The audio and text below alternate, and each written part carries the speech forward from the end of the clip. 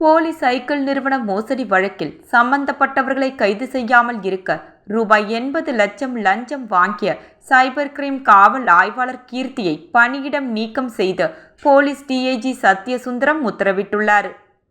புதுச்சேரி சாரம் காமராஜர் சாலையில் கோப்ரி சைக்கிள் என்ற நிறுவனத்தில் முதலீடு செய்து பல கோடி ரூபாய் மோசடி நடந்ததாக புகார் எழுந்தது.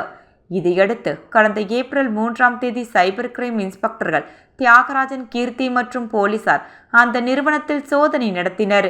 அப்போது கணக்கில் வராத ரூபாய் 2 கோடியே 45 லட்சம் மற்றும் சில ஆவணங்கள் பறிமுதல் செய்யப்பட்டன.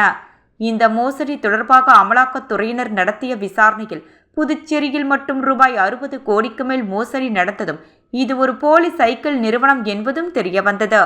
இதைத் தொடர்ந்து அந்த நிறுவனத்தின் 13 வங்கி கணக்குகளில் இருந்த ரூபாய் 20 கோடி முடக்கப்பட்டது. இந்த மோசடி தொடர்பாக வழக்கு பதிவு செய்த சைபர் கிரைம் போலீசார் கோப்ரி சைக்கிள் நிறுவனத்தின் உரிமையாளரான கேரளாவை சேர்ந்த நிஷாத் அகமதுவை தேடி வந்தனர்.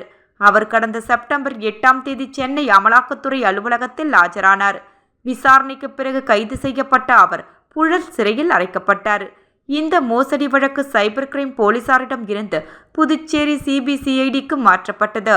சிபிசிஐடி இன்ஸ்பெக்டர் பாபுஜி தலைமையிலான போலீசார் நீதிமன்ற அனுமதியுடன் புழல் சிறையில் இருந்த நிஷாந்த் அகமதுவை கடந்த 5 நாட்களாக காவலில் எடுத்து விசாரித்தனர். இந்த விசாரணையின் போது 600க்கும் மேற்பட்டவர்களிடம் முதலீடு பெற்று மோசடி செய்ததாக நிஷாந்த் அகமது ஒப்புக்கொண்டார்.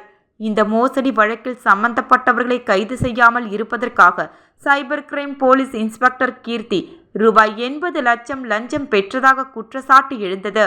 இதுகுறித்து காவல்துறை தலைமையக அதிகாரிகள் விசாரணை நடத்தினர். அதில் சைபர் கிரைம் இன்ஸ்பெக்டர் கீர்த்தி லஞ்சம் வாங்கியது உறுதி செய்யப்பட்டது. இதையடுத்து இன்ஸ்பெக்டர் கீர்த்தியை பணியிடை நீக்கம் செய்து போலீஸ் டிஐஜி சத்யசுந்தரம் உத்தரவிட்டார். அவர் மீது வழக்கு பதிவு செய்து நடவடிக்கை எடுக்கவும் உத்தரவிடப்பட்டுள்ளதாக தகவல்கள் தெரிவிக்கின்றன. விசாரணையின் போது இன்ஸ்பெக்டர் கீர்த்தி தான் வாங்கிய பணத்தை போலீஸ் அதிகாரிகளும் பிரித்து கொடுத்ததாக தெரிவித்திருப்பதாக கூறப்படுகிறது.